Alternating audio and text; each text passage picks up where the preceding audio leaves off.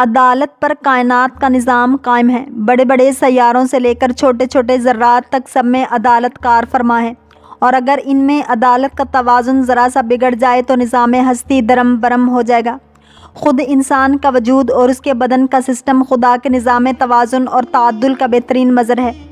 بدن کے اسی متوازن نظام میں خلل پیدا ہو جانے کی صورت میں انواع و اقسام کے مہلک امراض وجود میں آتی ہیں۔ جب کائنات کا نظام شمسی، نظام قمری اور انسان کا جسمانی نظام بغیر توازن اور عدالت کے نہیں چل سکتا،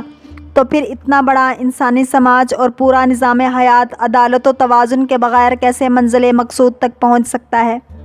عدالت وہ عظیم حقیقت ہے جسے نافذ کرنے کے لیے اللہ تعالیٰ نے انبیاء اور مرسلین بھیجے۔ حضرت علی علیہ السلام عدالت کو ہر شے پر ترجیح دیتے تھے۔ چنانچہ ایک شخص نے آپ سے پوچھا، عدالت افضل ہے یا جود و سخاوت؟ تو آپ نے فرمایا عدالت افضل ہے، جبکہ ایک سادہ لو انسان کی نظر میں جود و سخاوت عدالت سے بالاتر ہے۔ اور پھر حضرت علی علیہ السلام نے دلیل یہ دی کہ عدل اس لیے افضل ہے کہ زندگی کے امور اور مسائل کو اپنی جگہوں پر قرار دیتا ہے، جبکہ سخاوت انہیں اپنی جگہوں سے ہٹا دیتی ہے۔ چونکہ عدالت کا مطلب یہ ہے کہ معاشرہ اپنے طبعی مزاج پر چل رہا ہے اور ہر چیز اپنی صحیح جگہ پر ہے، لیکن جود و سخاوت کا مطلب یہ ہے کہ معاشرہ اپنے طبعی مزاج سے ہٹ گیا ہے، جس کی وجہ سے یہ ضرورت پیش آئی کہ معاشرہ کے کسی ایک فرد کو اس کے حق سے زیادہ دے کر اس کی ضرورت پوری کی جائے۔ آپ نے عدل کی برتری پر دوسری دلیل یہ دی، عدالت ایک عام قانون اور عمومی مدیر ہے جو پورے معاشرے پر محیط ہوتا ہے، جبکہ سخاوت ایک استثنائی صورتحال ہے، نتیجتاً عدل برتر اور افضل ہے۔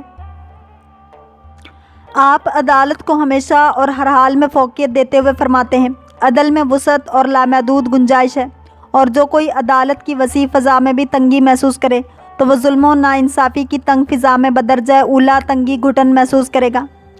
حضرت علی علیہ السلام عدالت کو ایک فریضہ الہی بلکہ ناموس الہی سمجھتے ہیں، اور اس بات کی ہرگز اجازت نہیں دیتے کہ انسان کے سامنے ظلم و ستم ہو اور وہ خاموش تماشائی بنا کھڑا دیکھتا رہے، بلکہ اس کا فرض ہے کہ حتی الامکان ظلم و ستم کو ختم کرنے اور عدل و انصاف کو عام کرنے کے لیے کوشش کرے۔ چنانچہ آپ خطبہ میں فرماتے ہیں، آگاہ ہو جاؤ، قسم ہے اس خدا کی جس نے دانہ کو شگافتہ کیا اور ذی روح کو پیدا کیا۔ اگر حاضرین کی موجودگی اور مدد کرنے والوں کی وجہ سے مجھ پر حجت قائم نہ ہو گئی ہوتی اور اللہ نے علماء سے یہ عہد و پیمان نہ لیا ہوتا کہ وہ ظالم کے ظلم اور مظلوم کی مظلومیت پر خاموش نہ رہیں، تو میں خلافت کی رسی کو اس کی گردن پر ڈال کر آج بھی ہنکا دیتا۔ عام لوگوں کی نظر میں حکومت کا مقصد اقتدار، عیش و عشرت اور لذت طلبی ہے، لیکن نمائندگان پروردگار کی نظر میں حکومت کا مقصد معاشرہ میں عدل و انصاف کا قیام، ظلم و جور کا خاتمہ اور دنیا و آخرت میں نوع انسانی کی کامیابی اور کامرانی سے ہمکنار کرنا ہے۔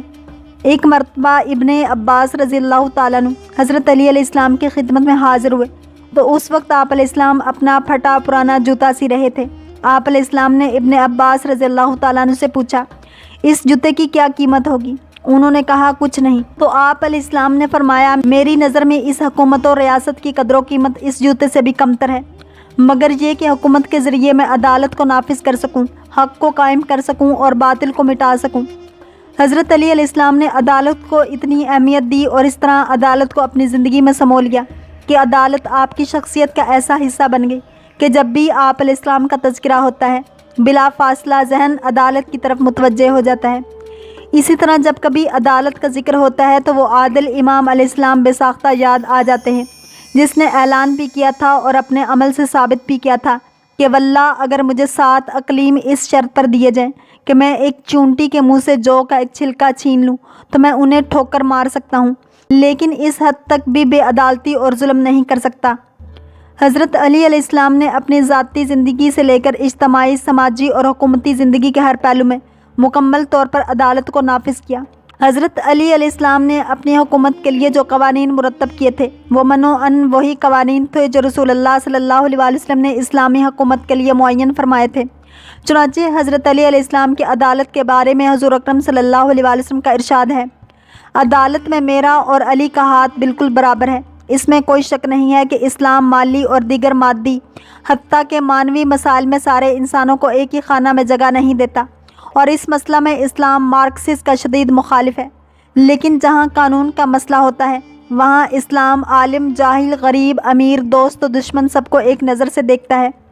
حضرت علی علیہ السلام اس سلسلہ میں فرماتے ہیں، یعنی دوست اور دشمن دونوں کے ساتھ عدالت سے پیش آؤ۔ آپ علیہ السلام نے ایک فرمان عامل کی تنبیہ کرتے ہوئے ایک خط میں فرمایا، واللہ اگر حسن و حسین علیہ السلام نے بھی یہ کام کیا ہوتا تو ان کے لیے بھی میرے پاس کسی نرمی کا امکان نہیں تھا۔ آپ علیہ السلام قانون کے نفاذ میں کسی مروت خاندان پرستی اور تعلقات کے قائل نہیں تھے۔ چنانچہ جناب عقیل رضی اللہ تعالیٰ عنہ نے، جو کہ آپ کے سگے بھائی تھے، جب آپ سے اپنا قرض ادا کرنے کے لیے بیت المال سے کچھ اضافی رقم کا مطالبہ کیا تو آپ نے نہایت سختی سے انکار کر دیا۔ آج کی حکومتوں کو حضرت علی علیہ السلام کی سیرت کو اپنا کر ایسے قوانین بنانے چاہیے جن میں صرف حکمرانوں کا نہیں بلکہ پوری قوم کا فائدہ ہو، اور دنیا کو چاہیے کہ ملکی اور عدالتی قوانین کے نفاذ میں تفریق کی قائل نہ ہوں۔ رسول اللہ صلی اللہ علیہ وسلم عرب و عجم اور سیاہ و سفید کی تفریق کے بغیر سارے مسلمانوں کو بیت المال سے برابر کا حق دیا کرتے تھے، لیکن رسول اللہ صلی اللہ علیہ وسلم کے بعد کی حکومتوں نے آپ کی سیرت کے برخلاف بیت المال اور مال غنیمت کی تقسیم میں رنگ و نسل اور ذات و پات کو معیار بنا لیا۔ لیکن حکومت ملتے ہی حضرت علی علیہ السلام نے اس غلط اور غیر اسلامی سیرت کی مخالفت کی اور عرب و عجم، سیاہ و سفید اور مہاجر و انصار کی تفریق ختم کر دی، جس کے نتیجے میں اہل باطل کی ایک بڑی تعداد آپ کی مخالف ہوگی۔ ایک مقام پر امام علی علیہ السلام نے فرمایا،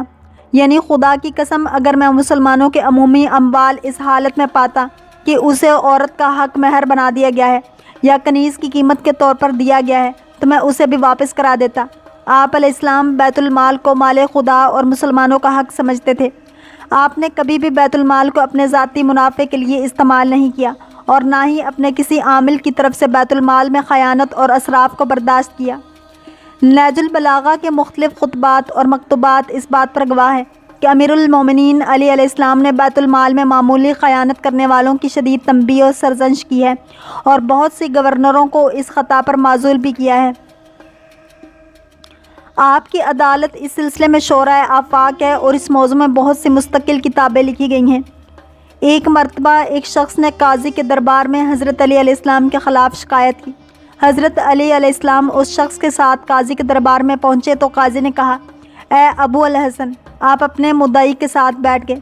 جب مقدمہ کا فیصلہ ہو چکا تو قاضی نے حضرت علی علیہ السلام کے چہرے پر ناراضگی کے آثار دے کر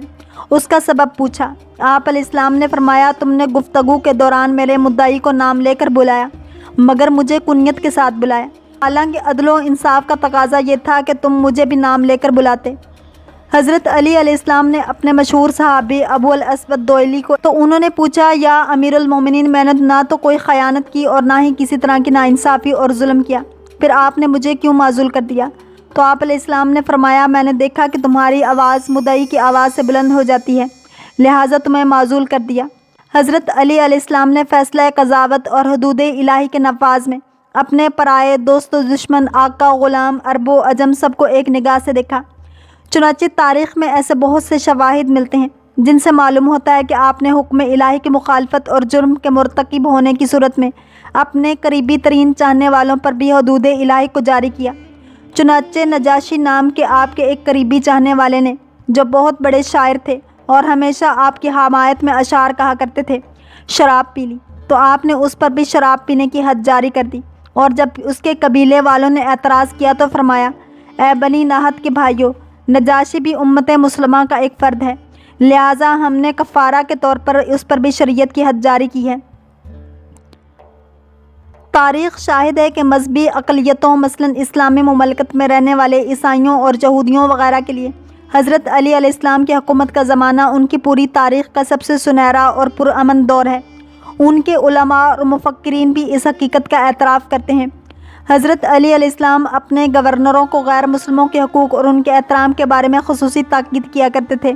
جس کی ایک مثال مالک اشتر کا عہد نامہ ہے۔ بطور مثال صرف ایک جملہ ملاحظہ ہو، سارے لوگ تمہارے بھائی ہیں، کچھ دینی اور کچھ انسانی اعتبار سے، لہٰذا تمہیں سب کے حقوق کا لحاظ رکھنا ہوگا۔ تاریخ میں یہ واقعہ بہت مشہور ہے کہ آپ نے ایک پریشان حال بوڑھے عیسائی کو دیکھ کر مسلمانوں کی سخت تنبیہ کی اور پھر بیت المال سے اس کے لیے ماہانہ وظیفہ معین کر دیا۔ ایک لشکر نے جب انبار پر حملہ کیا اور اس کے ایک سپاہی نے ایک کافر ذمی عورت کا پازیب اور گوشوارہ چھین لیا تو آپ علیہ السلام نے مسلمانوں کو جمع کر کے ایک خطبہ دیا اور فرمایا، اس دردناک اور شرمناک واقعے پر اگر کوئی مسلمان افسوس کرتے ہوئے مر جائے وہ قابل ملامت نہیں ہے۔ 21 رمضان المبارک حضرت علی علیہ السلام کی شہادت کا دن ہے۔ آپ کی شہادت سے متعلق جار جرداق یوں لکھتا ہے: علی علیہ السلام مسجد میں آئے، رب العزت کے حضور سر جھکایا، ابن ملجم زہر آلود تلوار ہاتھ میں لیے آیا اور حضرت کے سر پر وار کیا کہ جس کے متعلق اس کا کہنا تھا کہ اگر یہ وار سارے شہر کے باشندوں پر پڑے تو ایک شخص بھی زندہ نہ بچے۔ خدا کی لعنت ہو ابن ملجم پر اور تمام لعنت کرنے والوں کی لعنت ہو اس پر دنیا میں ہر آنے والے اور دنیا سے ہر جانے والے کی لعنت ہو، ہر اس شخص کی لعنت ہو جو خدا کے حکم سے پیدا ہوا۔ خداوند عالم ابن ملجم پر ایسی لعنت کرے کہ وہ لعنت دریاؤں پر پڑے تو وہ خشک ہو جائیں، کھیتوں پر پڑے تو وہ نیست و نابود ہو جائیں اور سرسبز پودوں کو زمین کے اندر ہی جلا کر راکھ کر دیں۔ جہانوں کا خالق و مالک جہنم کے بھڑکتے شعلے اس پر مسلط فرمائے، اس جگہ جہاں آگ کے شعلے لبک رہے ہوں اور کہرے الہی کا جوش و خروش ظاہر ہو رہا ہو۔